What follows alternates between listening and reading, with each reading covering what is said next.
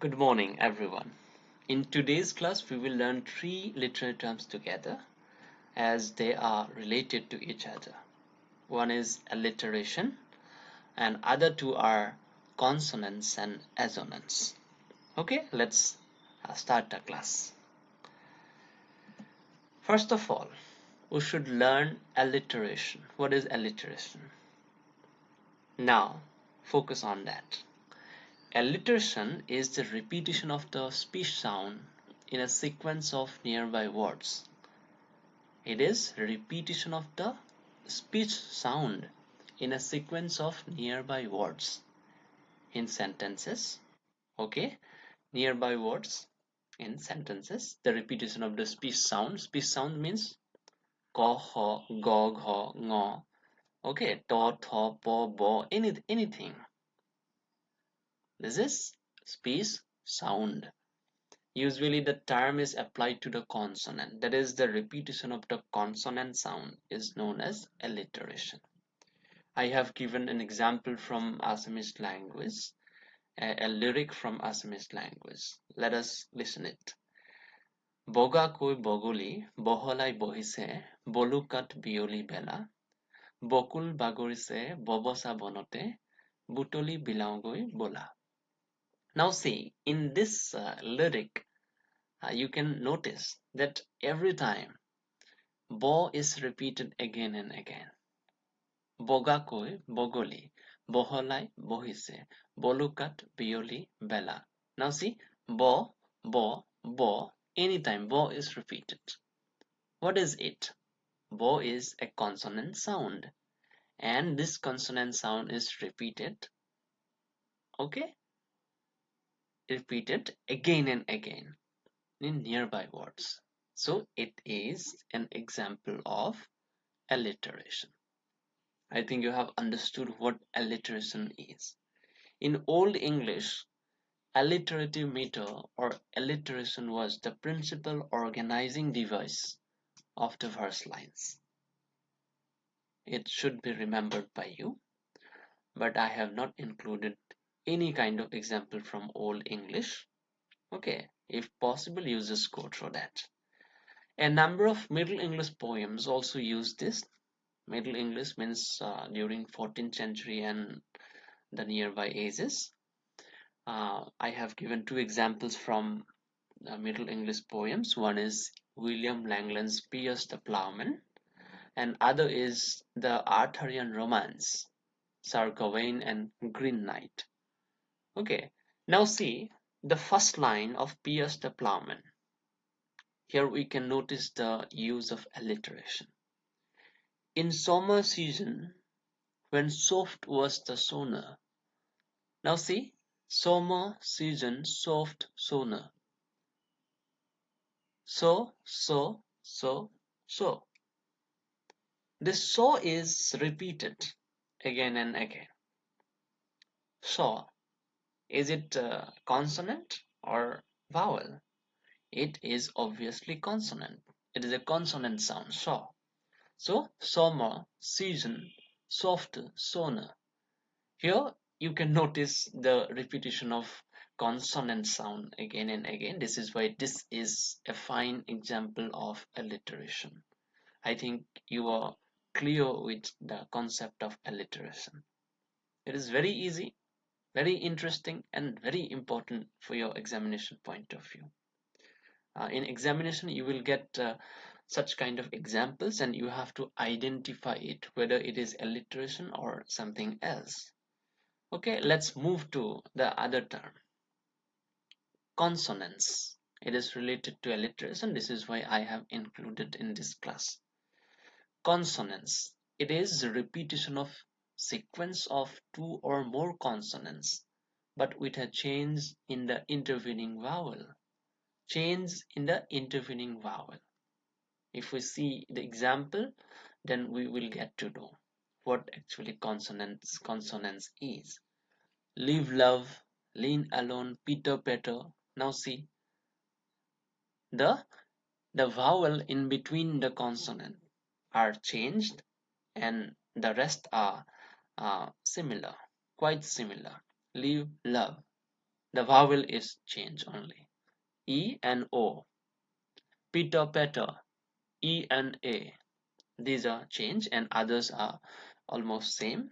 Lean alone. E A.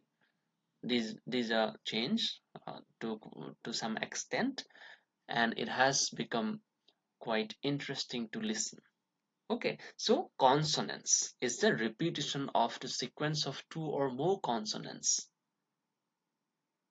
For example, we have already told you live, love. So is it interesting?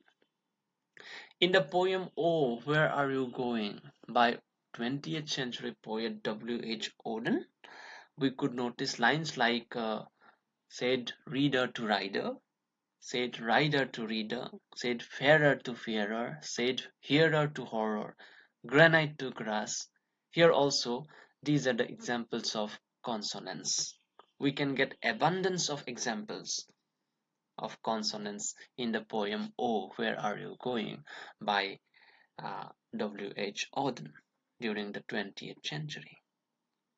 In examination, you may get a question uh, that give an example of consonants from any of the poems that you have read. Okay, then you will have to answer this one. Oh, Where Are You Going by W.H. Auden. Here, such kind of sentences signify the use of consonants again and again. I think you have understood consonants as well. It's very easy, but interesting one. Next is assonance.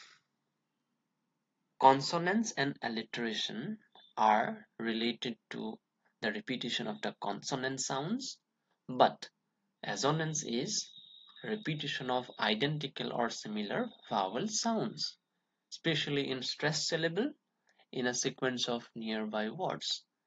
That is, you have to remember that assonance is all about the repetition of the vowel sounds. I'm telling I'm telling you vowel sounds, not vowels. Vowels are only A, E, I, O, U, but vowel sounds are not only A, E, I, O, U. O, E, R, A, many vowel sounds are there.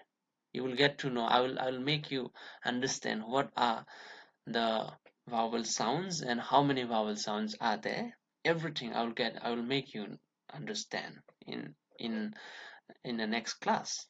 Okay, so here another concept is also included, stress syllable. I'm not going to discuss stress syllable today. That is stress, where the stress is given. Syllable you understand. Syllable means the component of the word, different components of the word. Okay, and out of these components, one is stressed more and other is stressed less. So such kind of things are to be discussed, and we will discuss these things in the next classes. So coming back to assonance, so repetition of the vowel sounds. Now see examples. Ode on a Grecian urn in 1820s, John Keats used such kind of assonance a lot. The repetition of long E can be seen in the opening line itself. Let us see how it is working. Thou still unravished bride of quietness. Bride of quietness. Now see these two words, bride and quietness. Bride. E is not shorter E, it is long E. Quietness. This is also long E. Okay, so pride and quietness is a repetition of longer E in the nearby words again and again. Thou foster child of silence and slow time. Here also, child, longer E. Silence, longer E. The longer E is repeated again and again in only two sentences. So this is a fine example of assonance. I think you have understood it very well. I have given another example also from William Collins' Ode to Evening. you will try to find out where the assonants are. I'm not going to tell you where the assonants are used in this particular work of art.